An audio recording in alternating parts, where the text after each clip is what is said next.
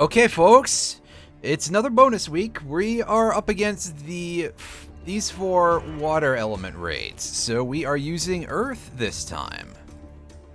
This ought to be a little, well, really easy actually, for reasons, to say the least. If I say, wow, am I not using the one harp in Earth, but I am. Yes, I can play 2 more a day. I'm probably not going to do more than this one during this period. That's not the correct team at all. This one is. Alright, so...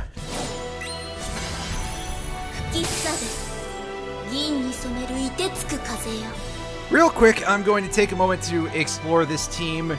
On this party, we're probably only going to see this front line. This is a little bit, well, a lot different, really, than what we were dealing with the last time. So, our main party this time, I'm still using the alter ego skin for some reason, but we are using the Kengo class, which has absolutely no utility whatsoever. Which is why it's not very widely used in Earth anymore, but for a while it was sort of the meta for doing fast damage and generally hitting really hard, but it's not really a big thing anymore, I don't think. So our skills, we have Mist, which is pretty much standard on every party. Oh, hi Mark! Yes, indeed, and I am kind of a motherfucker, apparently. We've got this, which is going to be one of our big sources of damage. And this is going to help us charge faster.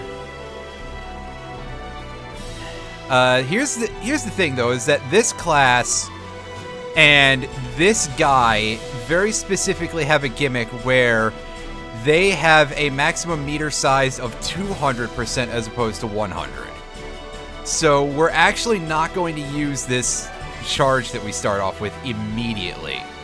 But we are going to apply these buffs, except this one, because this is just distribute your meter between your party.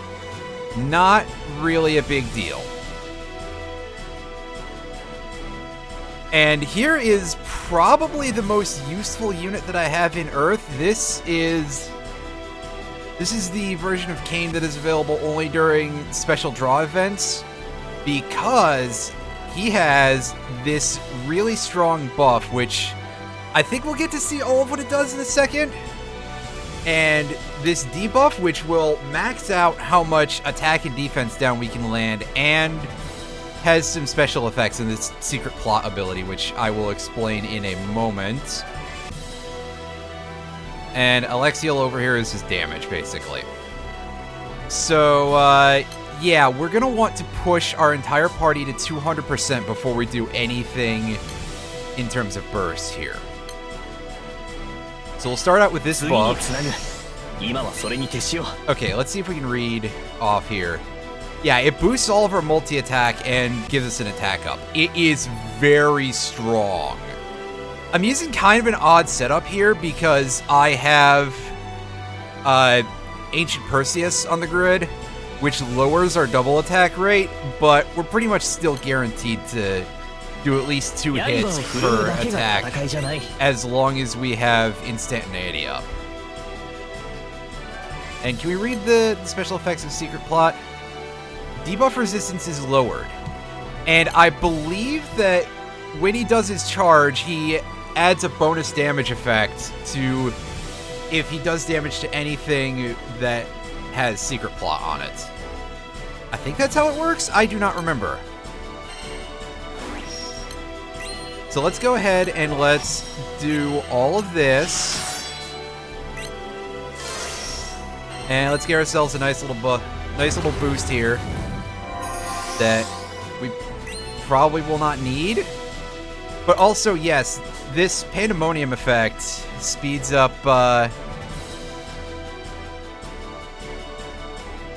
if you like a tweet with the hashtag something fun happens, I will have to investigate, unless you just drop it, unless you just explain in the chat, which is perfectly fine. So, to get back to what I'm saying about this ability is great because any sort of flat charge increase, except for the Purgatory ability, will get boosted by this as well. Oh, that's neat. That's actually kind of cute. We're gonna use just this because even though this is really strong, we'd be wasting this charge boost, and we don't really want to do that. We're going to conserve that for a bit.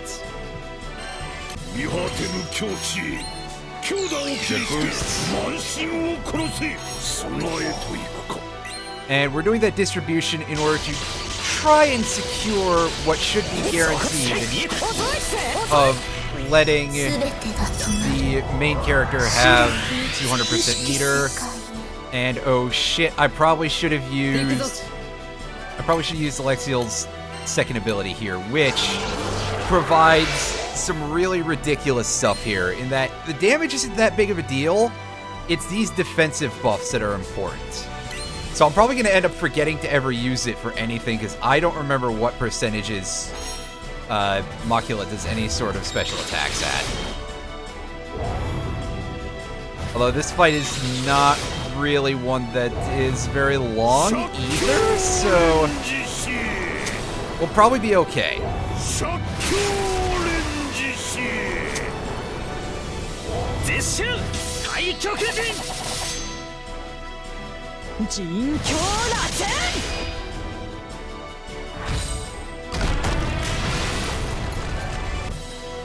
Yeah, see, look at that. This is going to be a much easier fight than Twin Elements was, which was the equivalent for fire when we were playing water.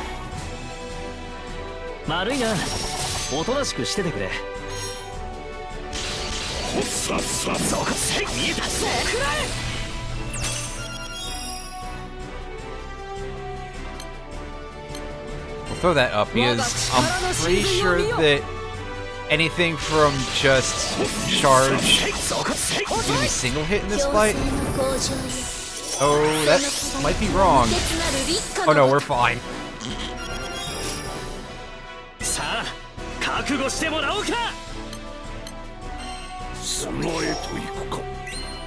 I'm gonna wait to do anything with that. Doesn't reapply debuffs or anything, so whatever.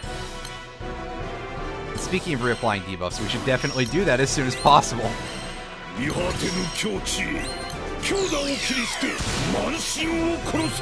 Stopping to explain this does cause issues where like debuffs will fall off, because most of them are time-based. Also, this is a little loud, I think, so I'm gonna tick it down a little. Even further. It's kind of amazing. I keep knocking the volume down, and it keeps getting to more and more ridiculous levels here of me needing to push it down.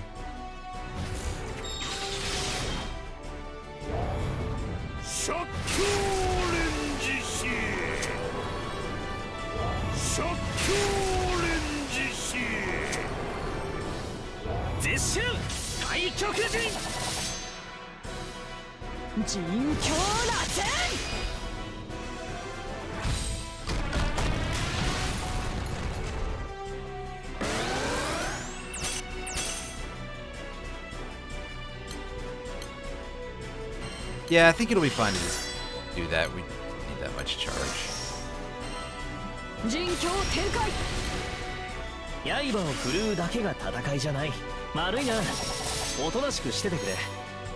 Also, yeah, I didn't really get to explain that Mr. Whitehair over there gets double charge for anything that he does, which I should probably like take a moment to, before the next fight, show off everybody's special abilities in the in-game interface. To hopefully, question mark, explain things a little better to people who... Well, saying that, there's only so much I can do to, like, tell people who have never played this without having like a whole hours and hours of mechanics dumps before a stream or like just on my channel anywhere, which goodness knows I may put that on the side YouTube channel there. Which reminds me, I probably should have my bot open because I forgot to do that once again. I'm actually going to pop the other window for a second because, and here's the because. Well, okay, look, the fight just ended while I was busy doing this because easy battle. We'll check out our drops in just a second here. I'm gonna pop this open. Anyway, the Streamlabs bot usually pops open a little window when I'm telling it to forestall on the update, which I probably should actually take the update at some point, but lazy. No, do not update now. Okay, it didn't do it this time. That's interesting. Yeah, excuse my excuse any transient little noises that sneak in. Alright, so, oh, that's a pretty nice drop. This here, the Ancient Oberon, is one of the more widely used weapons for anyone who's using Leviathan as their summon in water, because it gives a nice array of bonuses. It gives attack, HP, it gives critical hit chance. It's a very, very nice thing to have a couple of. And in fact, I probably should start shoring those up a little bit, because I'm going to want them for something if I can ever get the items to drop from Europa, who we will see later on today. Alright, so let's go to Leviathan Omega Impossible. We'll do the regular Omega at the end of the night, because by the end of the night, I mean the end of this part of the stream, because again, that fight is super easy. Okay, so before we do anything, let's go ahead and show this off real quick so you can get a quick look at everybody here. Here's Eta, our samurai fella, also known as Octo, because a couple of characters, relatively few all considered, had their names changed between Japanese and English. I'm mostly going to be using English terminology and everything because I'm playing the game in English. So let's scroll down here. You can get a look at the effects of this. There's a lot. Instant death, that's not going to do anything. Boost to these multi-attack rates. Everybody gets an earth attack buff, which is nice for reasons we'll get into in a moment, even if we're like butting up against the peak of getting any buffs there. So this we did not get to see because 10 turns did not pass. 8 Life's Pilgrimage. This fills both of his meters. I know it says only 100%, and he gets 20% charge every turn just for being there. So his passives over here, he's got a maximum of 200 meter, as we already explained, but he gains double returns on everything. Everything that would give him meter. And also a bonus double attack rate that I didn't know about. This is something that is not entirely relevant because we have something that shares that space. I don't think they overlap. And I've invested quite a few points into this where he will, when we do multiple charge attacks in a turn, he will refund the entire rest of the party some extra meter, which is very nice. Because anything to keep this flowing as much as possible, always good. Because, again, we really want to just keep doing this. You can see extends Soldier Swiftness buff by 2 turns. Otherwise, its uptime is 6 out of 12, which is not great. Alright, so that just explains what we've already seen. We pretty much have seen everything this fella has to offer us, pardon me.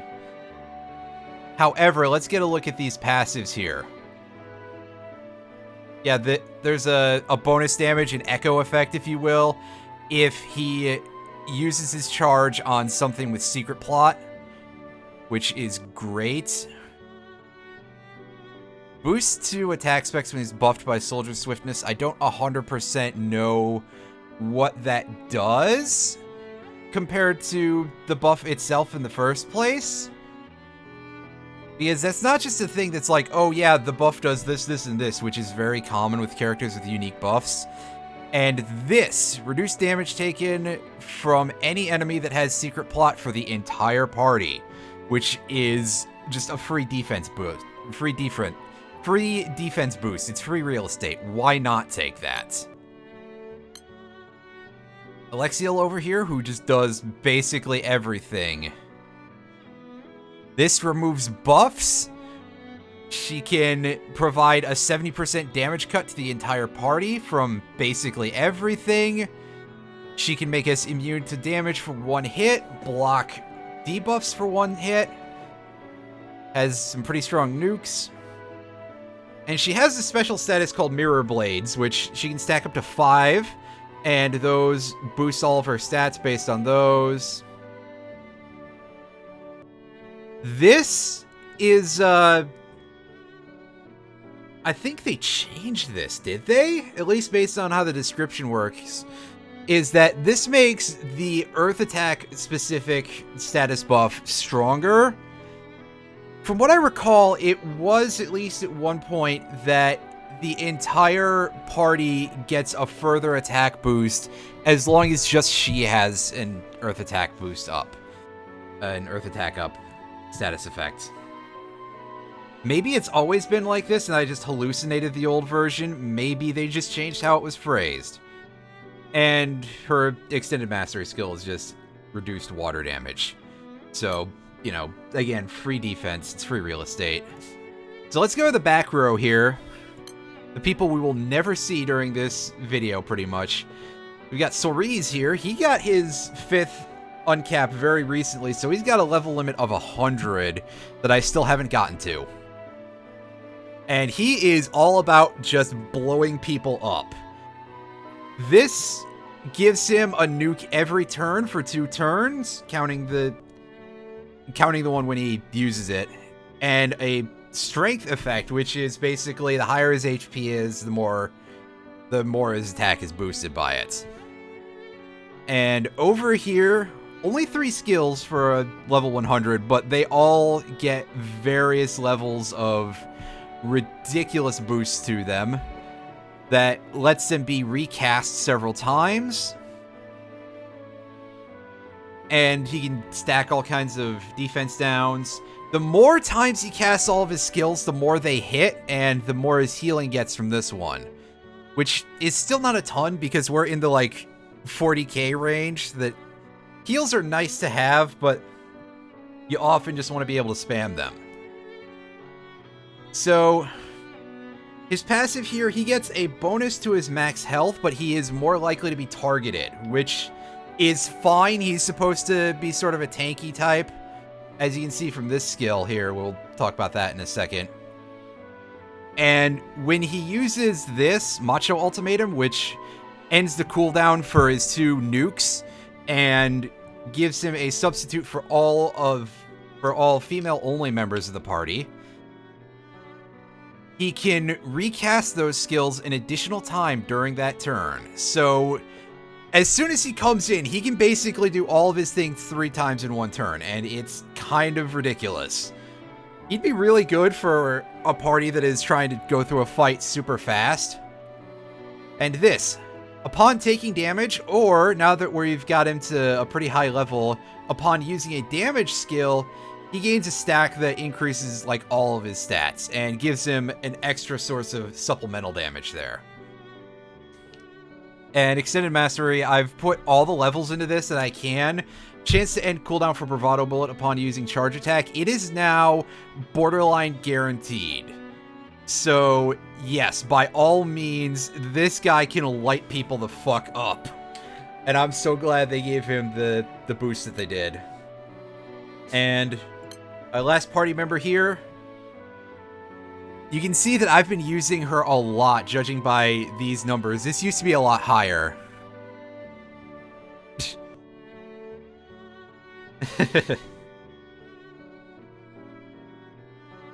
She doesn't do a ton that's impressive, aside from just having a bunch of heals and general buffs. She has reduced defense, but is less likely to be targeted. But more importantly, she does this, which is like kind of this thing that I'm not really going to get into very much, but it means that in theory, we should be able to afford a few things from one of the side games, basically by completely ignoring it.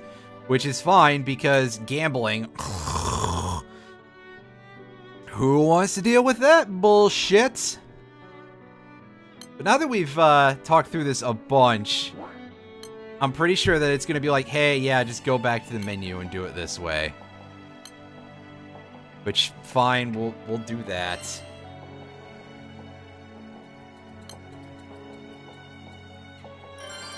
Alright. Let's go for it. Let's go for it. We're not switching parties for this fight either. And we're going to do something a little... We're going to completely unload on this Azure Halo immediately. Otherwise, it's going to cause us a lot of problems. We failed to land defense down, which sucks, but what can you do? We're going to also stagger our debuff usage because we don't want to use them all right away, and you'll see why in just a second. Alright, seal some meter, get a buff, redistribute.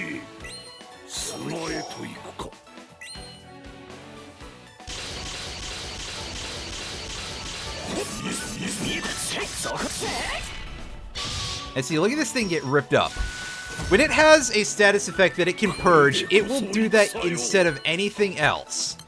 And this is important because we want to avoid letting it charge itself as much as possible. Otherwise, it will cause Leviathan to just blow us out. And possibly give off a really strong... Oh my god, I missed completely. Well, that's not great, but we should be able to do this. My dog's barking at the TV in the other room. I think also there's a point where the Azure Halo usually gives a huge defensive bonus to Leviathan, and the more we can do to avert that, the better. But I think we might be able to take it out this turn, even. Not quite. It's down to 10%.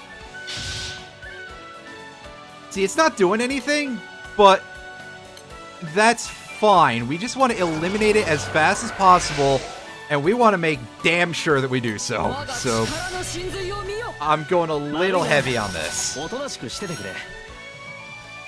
so it should be dead, like, right now. Yeah. We got our charge attacks in, and that broke through both parts of that, which is not making me feel too great to see that, but you do what you can with what you have, I suppose. I forget if that's the one that causes the complete bullshit status that it can throw out there.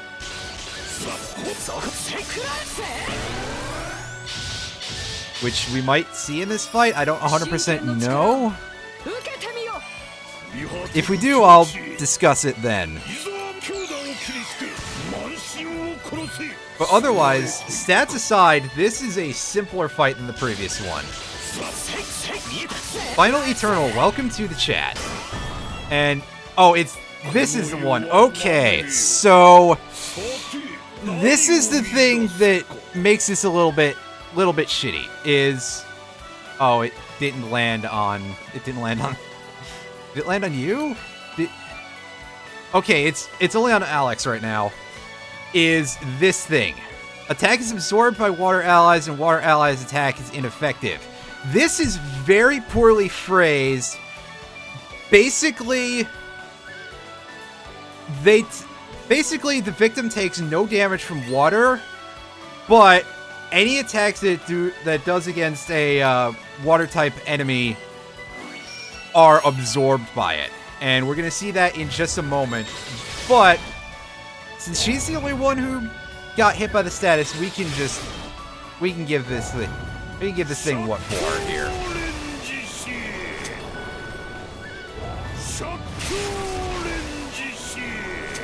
We're going to do a pretty good amount this turn, especially with that near 5 million there. Okay, see, we just healed it for 2.3 million. That ain't great. Thankfully, it's just on a timer, and we put Leviathan into break, so we have a couple turns of freedom here.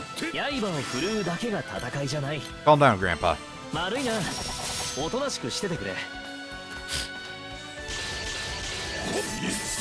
Very hot-blooded.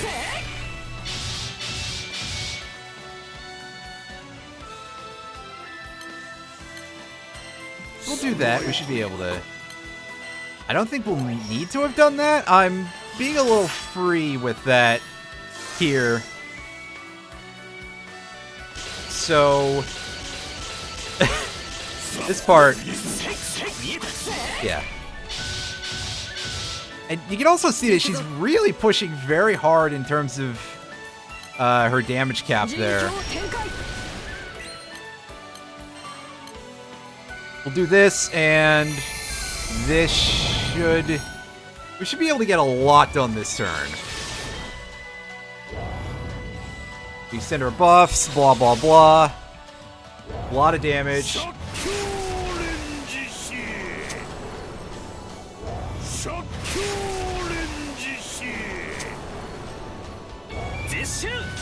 I'd buy that for $1. Oh, hey!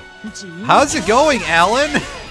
I did miss the end of Hypnospace that you did there today. How's all the shonkers in your chat? And did I say shonker or shonker? You can determine for yourself. Okay, so I can actually show this time. Look at that. Fills both of his meters, and... oh, it just says charge bar is boosted each turn. It doesn't give any more specifics there. Plus, there's no reason to not pop all of our buffs.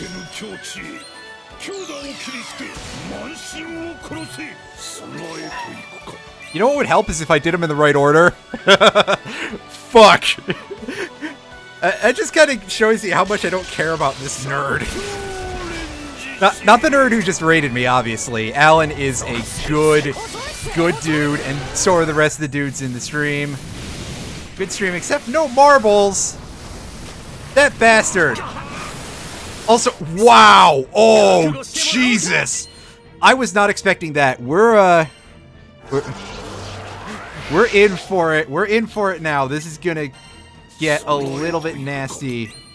I don't know what our damage is gonna be like if we're at 1,000 out of 40k-ish in something that's this stamina heavy. But we should be good to go. Okay, yeah, 2%. That's fine. This is this fight is over. That was pretty scary. Wow, he's still doing that much. And there's Kane underperforming as usual as a damage dealer. Kane, do you just feel like taking a nap, buddy? And I think we got some pretty good goods out of this, which is nice. I always appreciate the good goods. Underperforming on Squawks' Shaft. Oh, that's a classic. That's a classic ref. Yes! Oh! Free summon. I get to turn that into quartz. That's good drops. That is good drops. Let's go ahead and get into the long one where I have a different poggers. Yeah, actually on top of that, Leviathan there does kind of look like it's doing the poggers a little bit. Like, just as a bonus point. Poggers! Okay, so for this fight, we're doing something very, very different. You'll see a lot of familiar characters, but we're in a completely different class, and we are using the second set of weapons down on the Why am I trying to point at OBS? It won't show the cursor. It won't show the cursor on that. So I'm gonna take a second to show off our party members here. We already know about this chucklehead. Silva, this is the newest version of Silva that was just released in like less than a month ago, I think. And she's pretty strong, but we're only gonna see her for like 2 turns. 3 turns, pardon me.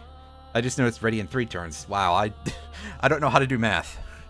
So, on top of everything else, she hits like a truck and will basically not get targeted if there's another target available on the field. But her defense is like 10% or something of the norm.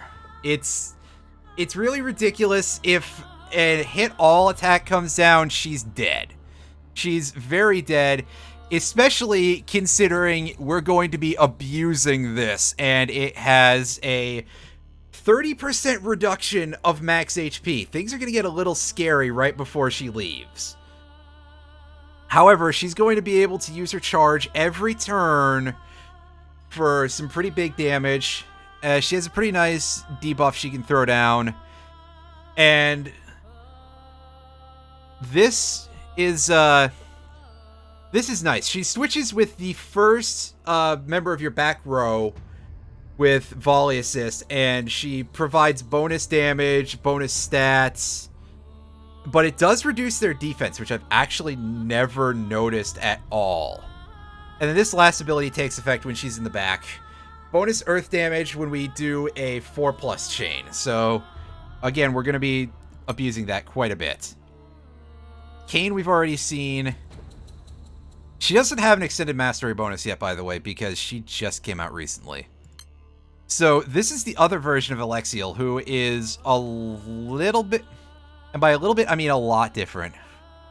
It's always less clothes equals more power. See, you understand how this works. You know the metagame, and my internet connection is choking a lot here. You can see that this is not loading properly. Do I have to hit reload? I'll hit reload. Hopefully my internet connection doesn't just die in the middle of the stream. That would not be good. Alright, so the summer version of Alexiel, instead of her removing buffs, her charge attack activates one of her skills at the end of the turn for 2 turns. And that'll be this one. Boosts your entire team's defense permanently and applies more of her stacks, deals damage. This is one of the big things that I'm going to misuse a lot during this fight, because I can't remember what % the triggers are on, because I think I literally only did this as a solo for the first time like 2 nights ago. Uncrossable Waters removes all debuffs from the caster and activates... Okay, this is like not useful at all. Receives all attacks in place of allies, including all foe, all ally attacks. Defense and debuff resistance are boosted. Elemental damage from foes turns into water damage. Water damage taken is capped at 1500 per hit. This is a completely ridiculous 3-turn substitute effect that allows her to tank anything that's not like obscene amounts of hits, just to a completely ridiculous extent. She takes, like, anything will just scratch the fucking paint when she's in defense mode here. As we'll get to see during the fight at least once or twice. And this is just another debuff effect that casts gravity, bunch of other useful stuff. There's a lot of accuracy reduction on this team, I'm noticing. We're pretty much just all sand attacking here all the time. Boosts his stats based on number of stacks. She starts with 3 and can go up to 5, but she also spends them a lot for this. While she has 3 or more, she basically has regen. And then this is just explaining what Uncrossable Waters does. Who gives a shit? We've already gone over that already. And toggle over here. Here we have another special seasonal unit in Magisa, who this is her second version. You can see these ridiculous numbers. I haven't been using her that much. I've been using the other one, who is pretty silly in a lot of fire lineups. We may see that later. She casts her skills when she uses a charge attack here. She's got a buff. Yep, it's another Earth Crescent. It's an Earth Crescent based character, which is why we have the main weapon that we're using. You'll see that during the fight. Applies a mirror image effect, which causes the targeted character to dodge a single hit as long as it's not a hit-all attack. Provides an armor effect, which I don't know the stats on that, but it's a chance to take reduced damage. And a refresh to everybody.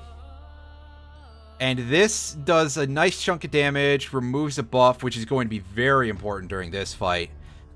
And gives us a Wasteland Crest, which we're going to be spending a reasonable amount on this.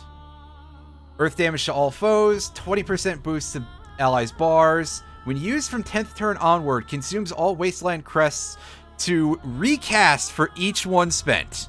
So with a max of 5, she will cast that ability 6 times, and it's a free charge for everybody, and is hilarious amounts of damage.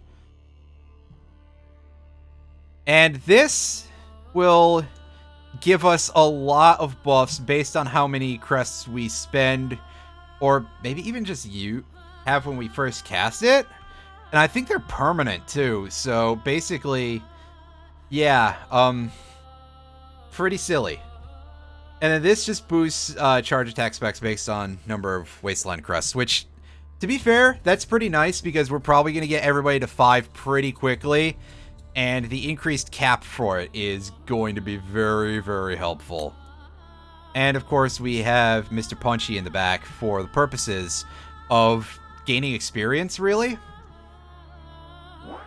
Oh, also, doing that... Thank you, NPP. How is it going? Explaining all that did make me lose my party thing there, and I kind of failed to explain what Lumberjack does, but I'll go over that in the beginning of the fight, I guess. Grab our summon, see what is the ping for. Oh, it's just somebody else doing Europa with the rest of the crew. Okay, so again, missed as usual. I'm doing alright, thank you, NPP. This is the main skill of Lumberjack, Woodcutter's Song. Some forced friends will provide aid in various ways while in effect. That's not very explanatory, but basically, you cast 3 skills, you get a free nuke. You do a charge attack with just the main character, nobody else gets counted. It's a free nuke.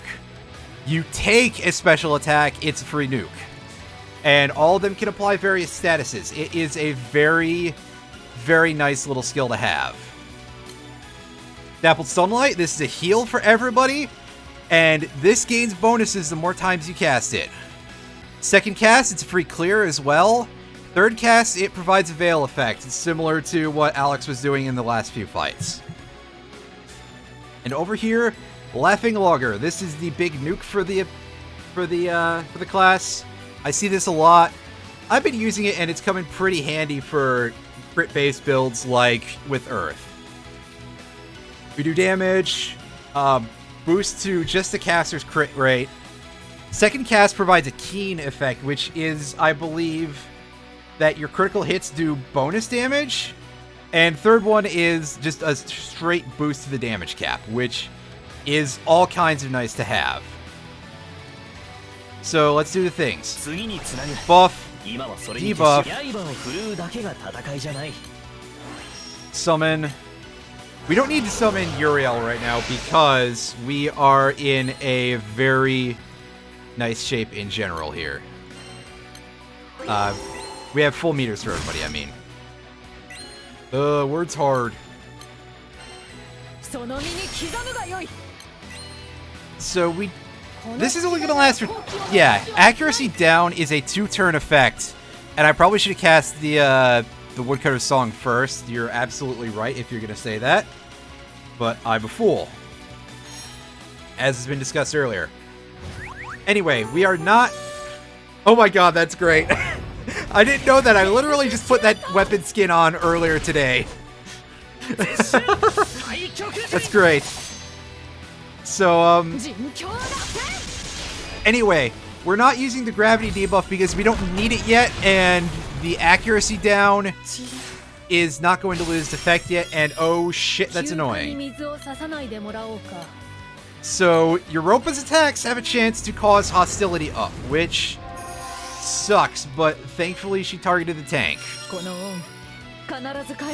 So, whatever. Wow, are you pissed already? Wow.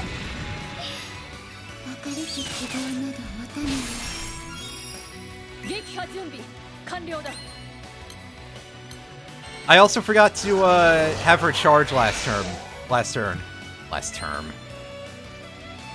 So, oh, this is gonna end up pretty interesting though, because, and here's the because. Well, first we're gonna do this, and second of all, we're going to refresh the recast status immediately,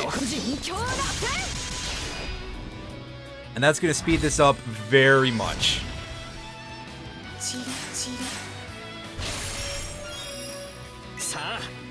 Right.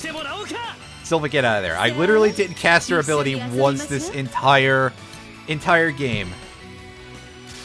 Let's use this, and we apply a very special status effect called Everbane. This is, I think, 100,000 extra damage a turn, and she takes bonus damage from, like, everything as a result.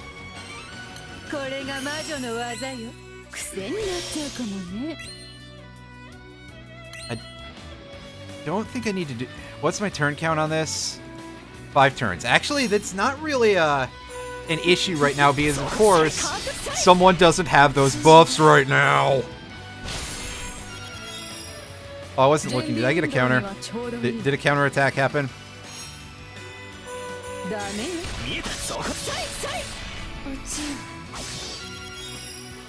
Alright, so we're going to want to put up our defenses for this.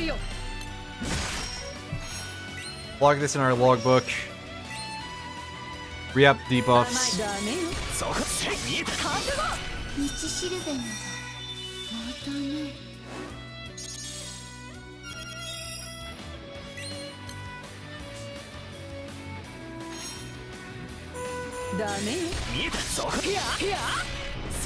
Okay, so this is why I wanted to have that up, because that ability sucks. It usually purges all of your buffs, applies that Azure Spike thing that we saw in Leviathan Impossible, and another set is called Held Under, which is basically poison and you can't heal.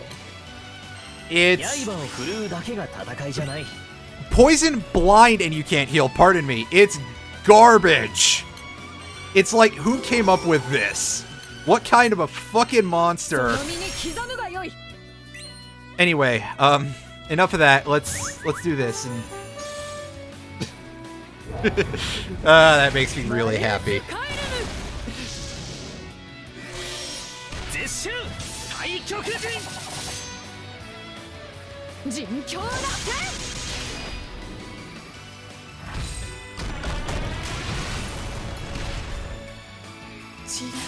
And yeah, that's another big reason why I'm holding back on doing a lot of early charges, is because if I do that, I miss out on some bonus damage. And so it's only turn 8, I think? Yeah, turn 8. If I wait another, like, 2 turns or so, then I'll pop that other thing. I think she just sneezed. That's certainly what it sounded like. Oh, I don't need that open. That was me clicking on the interface on the side by accident. Yes, this is a gacha game, Arrow. This... Although I kind of feel like it has decently in-depth gameplay, so I have a decent amount of fun with this. This is there are definitely some parts where the game is like, you need to... You pretty much... There's some stuff that is a little bad about, like, almost requiring you to get certain things, but I'm not sure what I expected at this point out of, you know, out of a gacha game, right? Okay, so now we should be able to get the full effect of Land Eruption. Yeah, there we go. There's that 6 casts there. And since we spent at least 3 crests, she's going to be doing bonus damage with all of her attacks as like an extra nuke, basically. So she should be putting out a ridiculous... Yeah, look at that. The charge, casting her own nuke from the charge effect, a bonus effect from attacking, and a bonus from Silva. She just kind of did the most damage out of the entire party and the team. So that was pretty nice. And also, shoutouts to Kane just no-selling that attack. What a guy. I wish that his voice actor wasn't such a piece of shit in real life, which is apparently a thing, but here we are. So, things should be going a little faster here. And we can reapply our buffs, which is good because I'm pretty sure that the old one...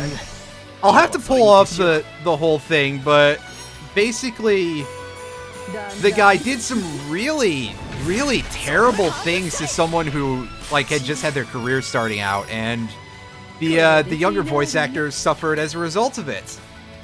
It's kind of not great, needless to say. Okay, there's no reason to cast that yet. Wow, we're going through this stuff real fast.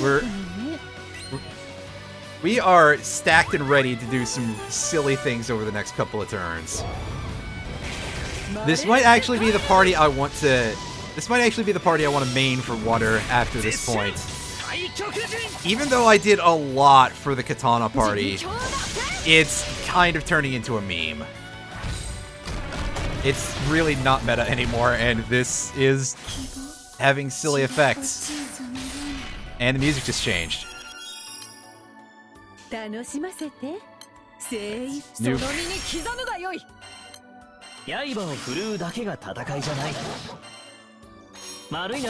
This.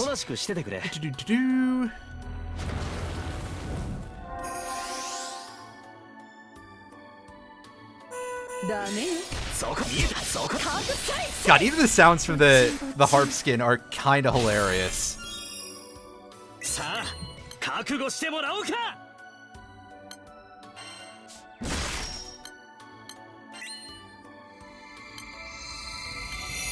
Alright, so we can reapply this. I don't think gravity is taking effect. Oh, no, never mind, it is. But also we want our blind effects in here.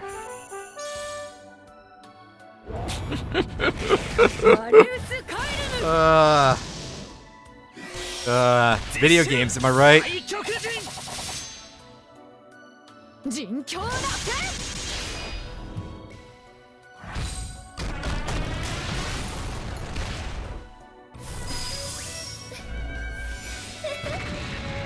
Okay, I forgot about that, but we didn't take enough damage to break like anybody's shield except for Kane, who is currently under hostility up. That is a shame, but I don't gotta worry about that for a couple of turns.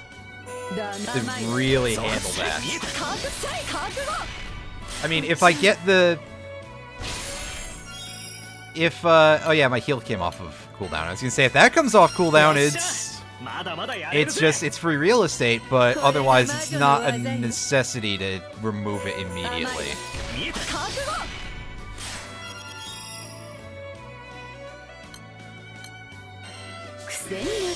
Of course, she's still out here just trying to kick the living shit out of him. I don't know what he did, but apparently it's something.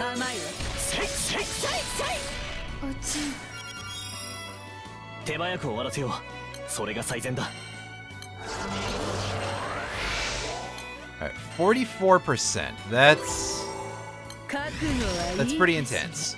We're gonna be getting well deep into we're getting pretty close to 25% is when we need to throw up substitute, is basically all I'll say, which is not how it works in Pokemon, that's for fucking sure.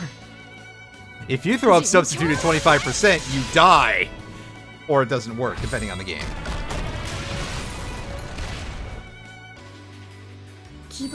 As we move properly into phase 2, and that's kind of obnoxious. Yeah, see, look at all of our debuffs disappear. And we didn't get Azure Spike mercifully, but we did... Oh, for fuck's sakes, you're gonna make me do this early, aren't you? However, I refuse you. We're just going to pretend that that didn't happen.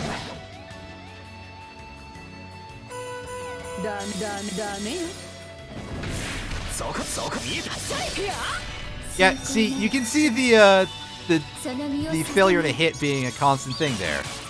And there's the Azure Spike. And of course, we can't miss that nuke.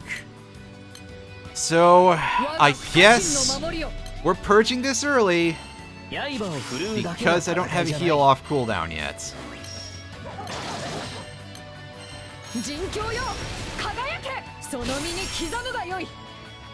Alright, come on. I don't think we're going to get to 25% before our substitute runs out, unfortunately. Oh boy, this is heating up a little bit, so... I forgot that she fills her meter at entering overdrive. Alright, Mana Blast, yeah, see, now it's doing more hits, and she gets 6 turns of attack boost. That's gross. I said that's disgusting!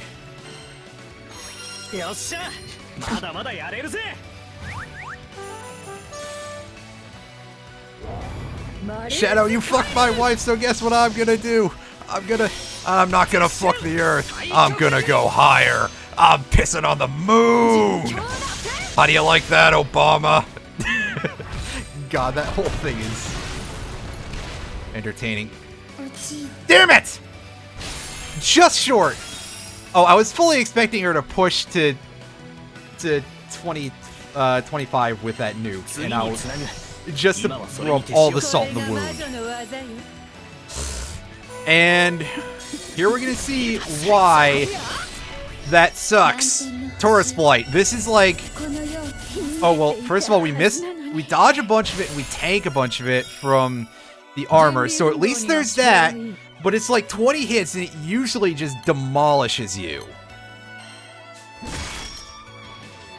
However, it didn't go that badly this time, so... Yeah.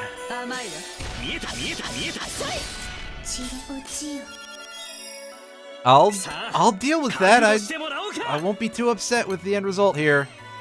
Okay, pop this in.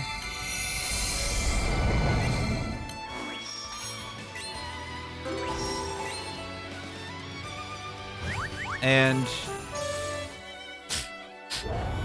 I still love that just so much. Pretty great.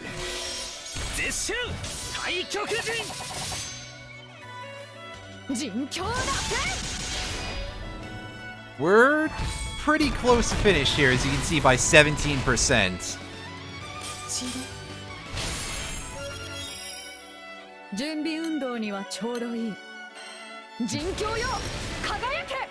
Yeah, see, she's immune to gravity now, which is unfortunate to say the least.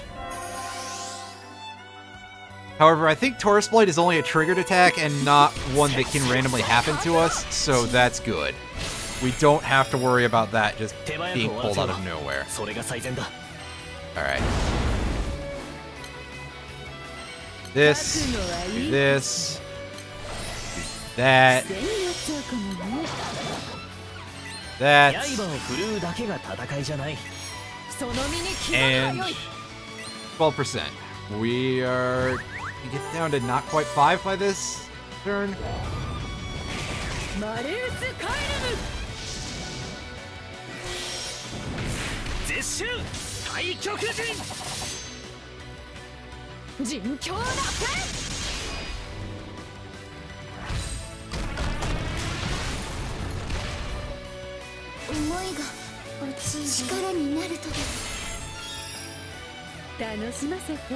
Excuse me.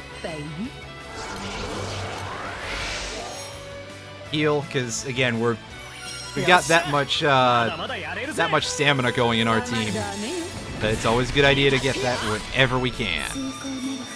Oh, of course you snap out of it right at the end here. Just to give it to the kid one more time. Thankfully, he blocked the one that sucks. So he can actually still deal damage. Even though, again, it's Kane, he basically underperforms constantly as an attacker. And you mostly want him on there for being able to throw out that amazing status buff.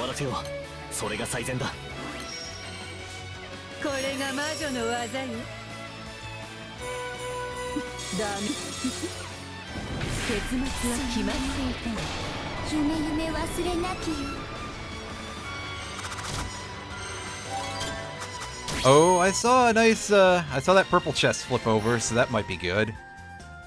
Alright, show me something ridiculous here. Not as ridiculous as I was hoping for, but I'll take all of this. This is all nice stuff to have, except for this. The Soul Balm can just eat shit. I don't need those. And let's pop into the regular Leviathan Omega and just obliterate this Chucklehead in one turn. Because I'm pretty sure that we can OTK this nerd even with just this party. I could go for even more nuclear power if I wanted, but I like what I've got going here. Buff. Debuff. Buff. Uriel.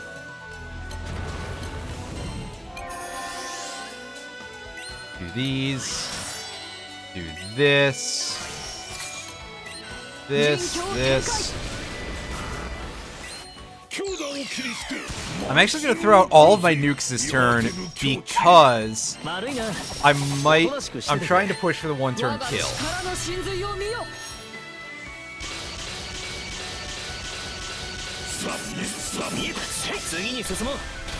Okay, yeah, if we had rolled so badly that we didn't get the one-turn kill, I would have been deeply disappointed in this entire team.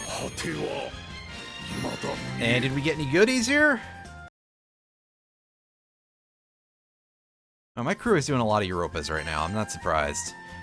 Okay, so we got a couple of weapons. That's good. I'm actually, once I double check something here, I'm gonna pull up this name for somebody if the character voice actor name is in here, which it should be. Apparently not, but Kane's last surname, the voice actor's surname, pardon me, is Terashima. Terashima, if you want to check into that. I'm probably not pronouncing that right, more like Terashima. My Japanese pronunciation is very bad. To wrap this up, I'm going to show off a little bit of this special event here, the Xeno Sagittarius Showdown. There's two difficulties. I've done both of my playthrough of the harder one today, but this is shown up. I think this is the 5th time that this is coming around. You can now upgrade the original special weapon that this gave, the spear, to a 5th level limit break, allowing you to level it to 200 and level its skill to 20. To do that, however, you have to beat the lower level Xeno Sagittarius mission in under 4 turns. So I'm going to show off clearing that stupid fast. Especially because fire is sort of my main element here, which in fact means that I'm not going to do things that way. I'm going to show you through the party viewer here. We can look at our fire party. First of all, we'll check characters in a second. I'm going to show off the class so that way I don't forget to do it. Cavalier. This is a spear and gun class. We're using a gun for our main weapon here. So this is going to give us a bonus damage effect for our entire party.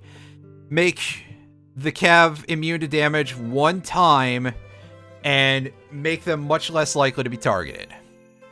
We have Dispel, because I just usually carry that, and for reasons that I will explain in a second, I don't actually carry Mist with this party very much. And we have Dragfract here. They finally fixed a glitch with this, where it was showing the text and name in Japanese in battle. Excuse me, but this is 5 hits, and with the gun will boost our chain burst specs, which is not going to be a thing that matters too much here. It's just that it's a extremely powerful nuke. And battering ram. This has a delay effect and can activate twice after a few turns, which is something that I think we can see here. Supports? Okay, yeah.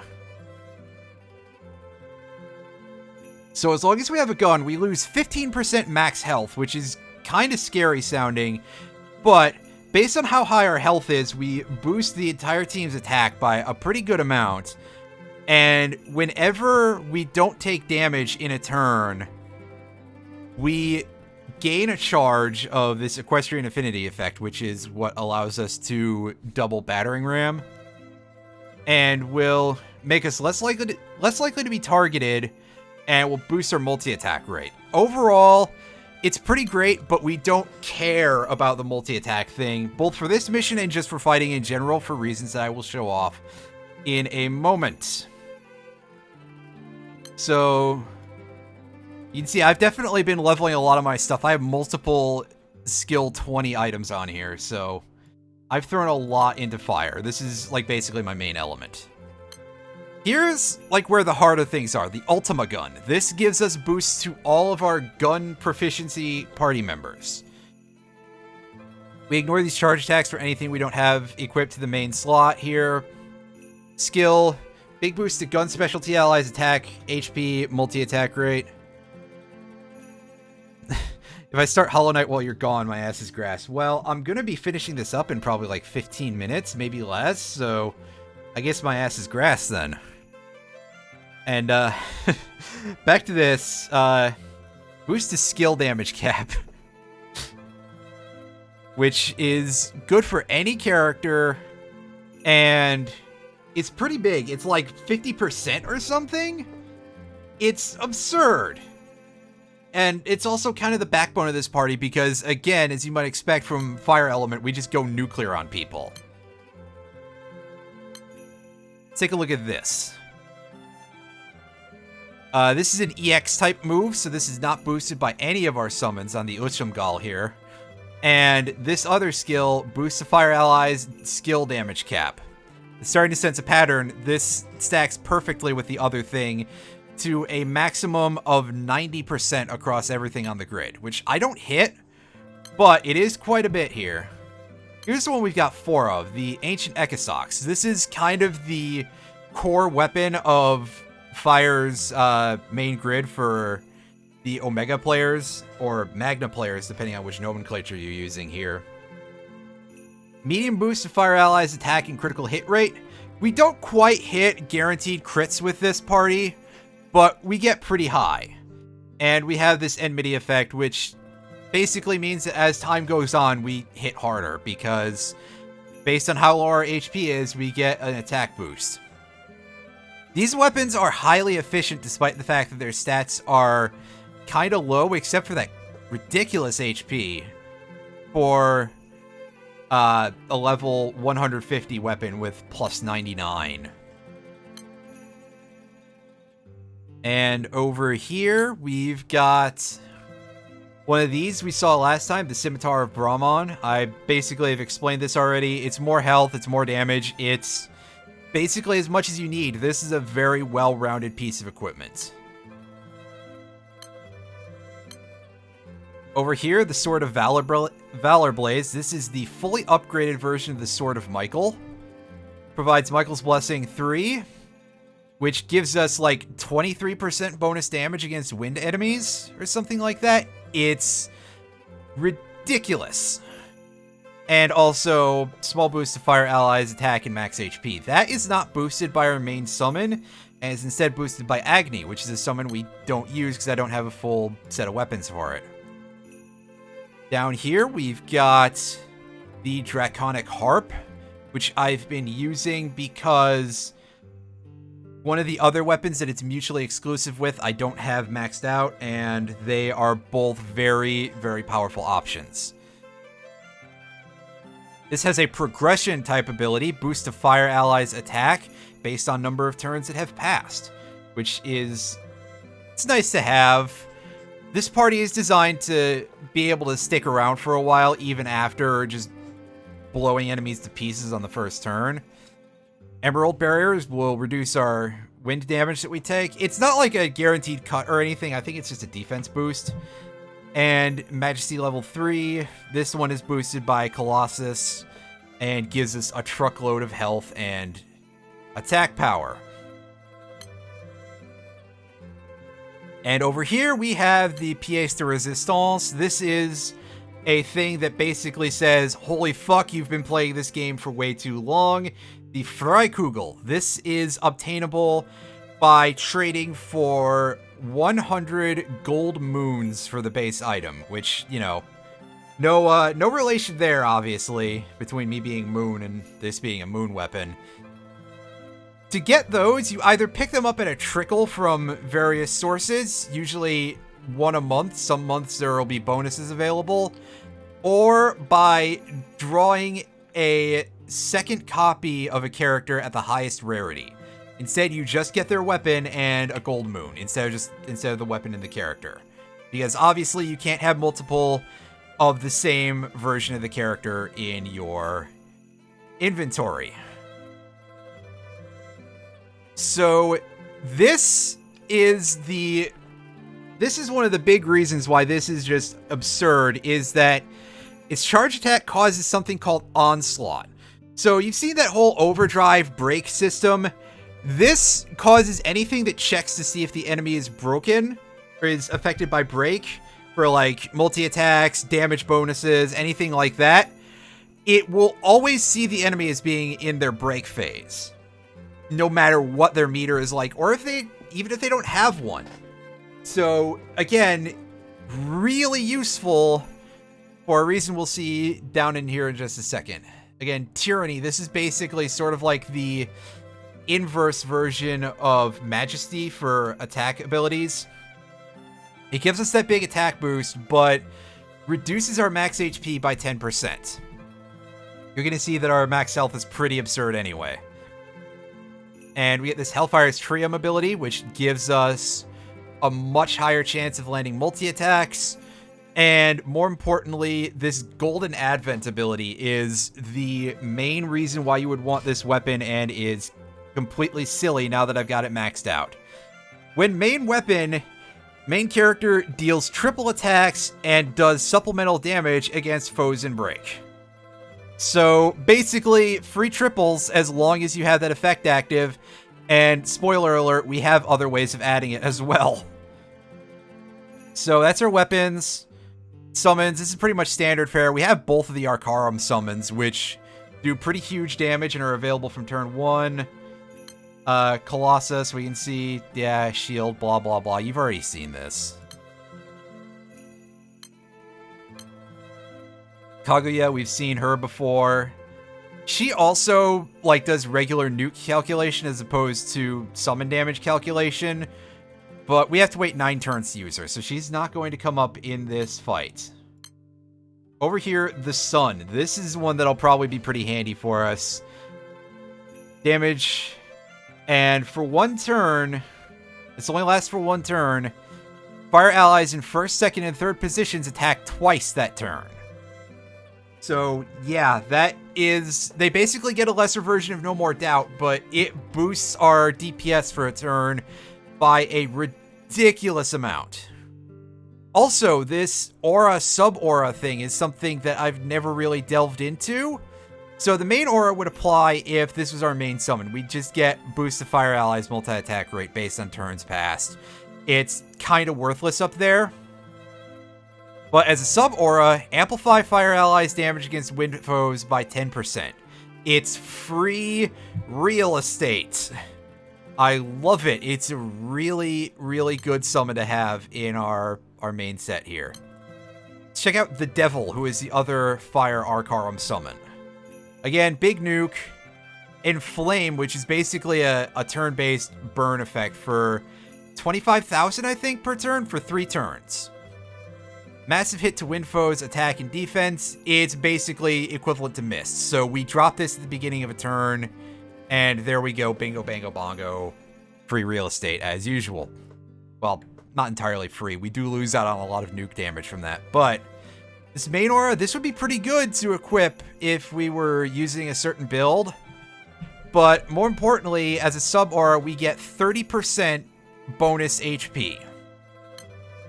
Yeah. And over here, we have Michael as our last summon. Mostly because we want that bonus damage cap. But we can use this right away. Plain damage to all foes based on their current HP, remove a buff, and delay. It's a general good toolbox type of summon. Let's take a look at our casts here. Tien, aka Esser, who is another one of the Eternals, just like Eta/Octo that we saw earlier. And she does some pretty silly things herself. Her charge attack gives us a skill damage boost, which we won't be seeing during this, and this Red Spider Lily status effect, which is basically another turn-based damage. Intense Bullet is more nuke damage, blah blah blah. Plus, applies 3 stacks of Bounty Hunter, which increases a foe's item drop rates.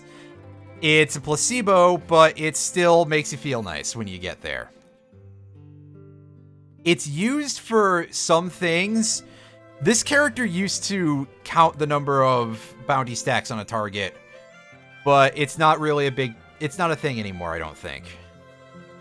The Final Order, this is a 1-turn buff to extend a foe's break, onslaught effect. Are you sensing a pattern yet? And increase damage to the caster's attack for 1 hit against a foe in break. That 1 hit counts every part of a singular attack. So if we do that and we get a triple, which is pretty much guaranteed, all those triples get boosted. They get a damage cap bonus. Even echoing damage gets buffed, if I recall correctly, which is caused by Stardust here.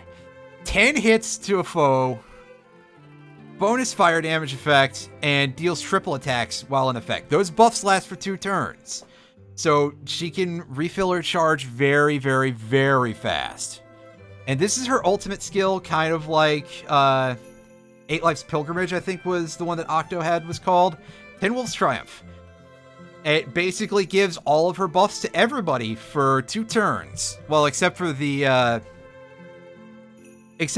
break damage bonus, which cannot last more than 1 hit. Peacemaker is basically just the same as the one Octo had. It doesn't stack with Sword of Michael, so who gives a shit?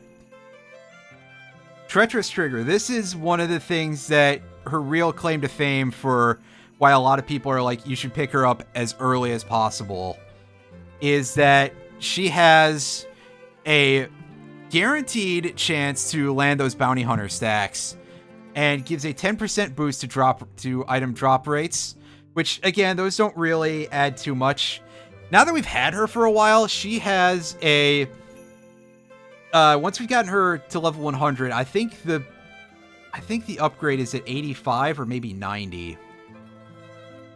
Boosts all allies' crit rate against foes in break. So that's another source of crit. I think different types of crit sources can trigger independently, which can cause our damage to go to ridiculous levels. Although, don't take my word on that. I'm not really a mechanics expert. And her extended mastery, bonus to attack based on the target's bounty level. Excuse me. Whatever. Pretty normal. Alright, so Ilnot. This is the most recent addition to my team. She is kind of mechanically complex, so I'll probably be starting from the bottom here. Yeah. Okay, so she gets different buffs depending on what skills your team uses. And on top of that, her charge attack does different things depending on which buff she has. So she can activate all 3 of her different types of buff skills. Just give her a random one. So this is damage, boosts her attack, gives her 20% meter. Her debuff is a dispel and a delay. Her heal, 10 turn cooldown, but for a good reason. The healing is pretty minuscule, like 1500 or something, but it removes all debuffs and fills their meter instantly. I very rarely use it because I don't need it most of the time. And this, she recasts her Burner Bomb nuke whenever a foe uses their special attack. And on top of her buffs, she has a mechanic where she gains these charges called pieces. And as she gets... Once she gets 3... okay, so based on which buff she has, her charge attack will do a different effect. And when she has all 3, she can... When she has 3 pieces, she consumes all of them and activates every special effect, which... Unfortunately, I can't read those here, but if I remember correctly, if she has the buff from a damage attack, from a damage ability, she recasts her nuke immediately. If she has the buff from a debuff skill, she ends the cooldown for her delay. And if she has the buff from a healing ability, it's like a minor heal and a shield to everybody, I think. So, yes, combined with Colossus, that is some pretty ridiculous sustain, which we will not be getting a look at all during the upcoming fight. Let's take a look at Ilsa. This is the summer version of her. And she is pretty good for nuking reasons. We've got this Future Nova thing. This basically recasts itself for several turns, damages all enemies, and does its stackable defense reduction. So, pretty good. This is, Shadow Eaters is fire damage to all foes, and another accuracy reduction effect like we saw in the previous fight, i.e. randomly just makes the enemy completely miss every single part of their attack. Charge attack reduces enemies' mode bar. I think that, like, even if they're not in break, it pulls it backwards instead of pushing it forwards, which is kind of a shame, but again, we're probably not going to see that play out during this. There's a lot of this that's not going to get used, but what we do get to see is going to be pretty good. Alright, so this one, based on the status of the foe's bar, she'll either gain a bonus debuff success rate, boost to attack, or boost to multi-attack rate. I'm pretty sure that multiple of these... How many am I running? 0. I play Magna. I play Omega. Magna Omega. They're, Kinginjin, I think is what your name is showing in the English version there. Bonus to fire attack upon ally damage using skills. This is... Again, a little sweetener because it's pretty small, but it does help. And this skill is not that helpful, actually, because most of the time it's going to take way too long for us to get a chance to extend. That just extends the status effect from this, basically, for only 1 turn. So you can't have it as a perfect continuum, but I guess that would be kind of ridiculous. Any primal, yes, water and dark, and I will show those off in the coming weeks. Well, actually, there's a video on my YouTube channel, which I'll drop a YouTube link after I do this, and that will show off what I'm doing with water at the moment. Dark will have to wait until the week when light raids are the current bonus. Anyway, yeah, I'll just show off my weapons again because you just walked in, and I've spent this long. I'm describing these characters a little bit to folks who have never, to folks who are just starting out, rather. So we got Rackham at level 100. I don't know about Big Whale. I've spent an amount of money on this game. I've bought a couple of the surprise tickets as they've come out. I've spent on a couple of subticks, but overall, a lot of it just comes from, I've been playing for multiple years. Like, Jesus, have I been playing this for 3 years? I've been playing it for a while, and just good luck in terms of when I do gacha and when I spark and stuff. So here's our buddy Rackham. He used to be kind of a meme because he was super underpowered in like every single one of his versions, and he's still got, there's still some fat that should be trimmed on his kit, but overall he's pretty solid. Gives us nice buffs when we land that naval strike, and he can do some defense down. He's got his own charges here in the form of Spitfire, which, I can say, is this? Okay, no, that's part of double tap, I think, right? Yeah, okay. Duration 2, this is pretty much the big meme, even with the boosts, is that, okay, it's a dispel on a 5-turn cool. I forgot that it has a dispel. It shows you how often he ever shows up. All of your allies can do better at mode bar cut, which, again, not a huge issue because Freikugel level 20 there is, or level 200, skill level 20. Doesn't make that it. Excuse me 1 second. I'm sucking up a lot of dust from talking so much, I think. Yeah, it doesn't make that as important, but it's there. It causes a debuff, which doesn't actually matter for our current party. Double tap. So he is guaranteed to do multi-attacks during that. He casts Spitfire whenever he attacks, and he does just a quick shot immediately. It's a really nice skill, and on a 5-turn cooldown, yeah, once Rackham gets really high level, he's pretty solid in that regard. And he can just fill somebody's meter immediately. Azure Ammunition, I forget what this does. Okay, it's just a stat buff. Support skills. Yeah, so this, the Spitfire stacks boosts his attack, chain burst effect, and just general charge damage. Just makes him hit harder.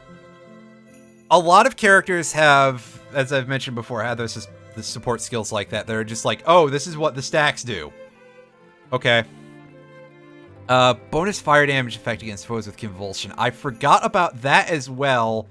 Again, I usually don't have anybody die with this. I usually just go so fast. What is she? Buff. Hit the debuff resistance. Amazing. It's like I'm relearning the character. It's kind of sad. But let's take a look at the last member of our party here. Frau. I'm going to assume her name is pronounced Frau. So her charge attack causes that red heat effect, which is the same burn that the devil inflicts. And her skills are all pretty solid and are based very heavily on her abilities down there, which we will see in just a moment. She can extend turn-based debuffs by 1 turn. She has Indominus, deals damage, stat boost, healing, clears a debuff. Does that do that to everybody? I forget. Either way, it's one of the best skills in the element. It's one of the more useful ones because there's so few healers in fire. Who would have guessed? And this middle one, Crimson Nightmare. Basically, it's charm.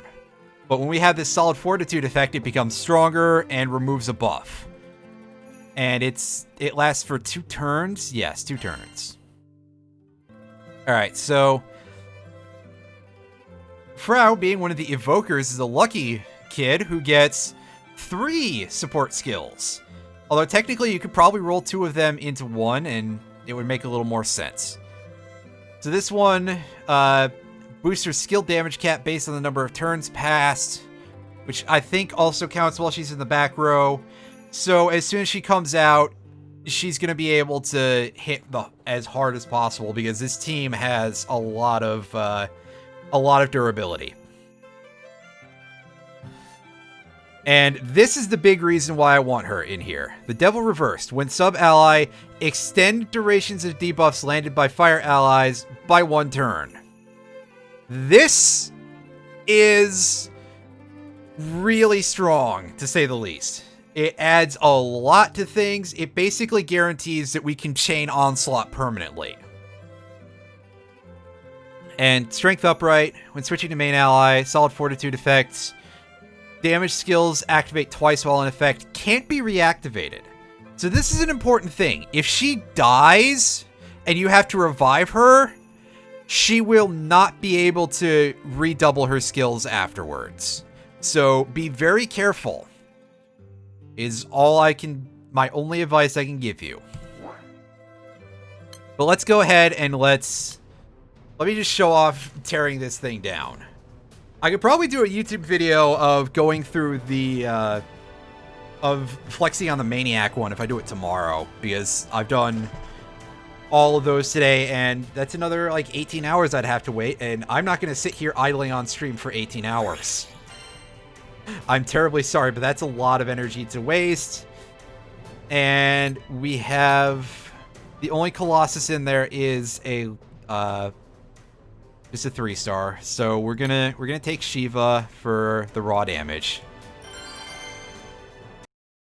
Okay, so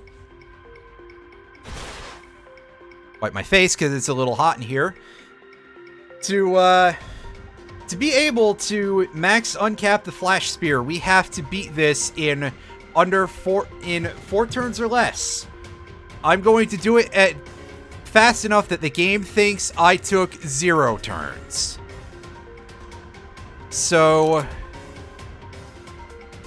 I think, is this single target? That's single target. Okay. So that's not ideal.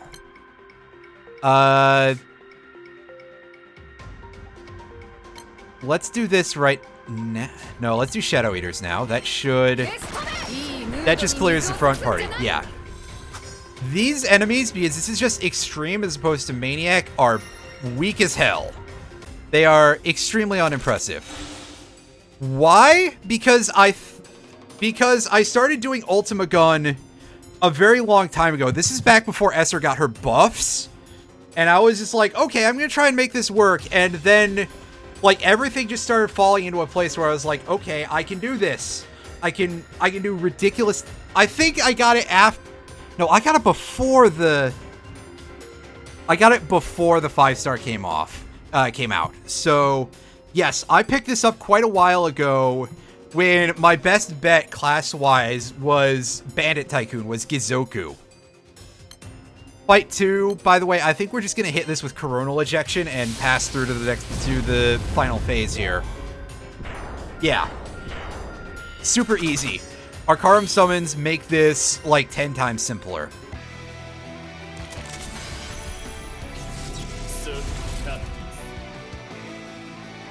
Yeah, it's definitely become something that's a very strong choice now. Oh, and by the way, you can tell a turn didn't pass because we still have this.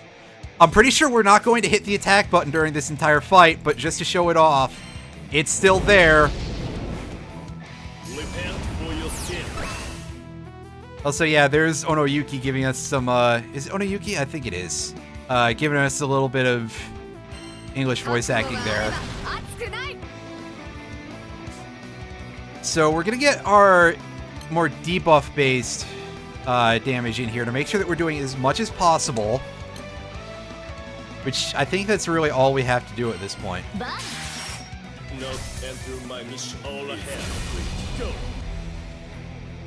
The way he speaks makes him sound a lot more robotic. Alright, so again, we're gonna end this before we hit the attack button. Yeah, we're at 4% already.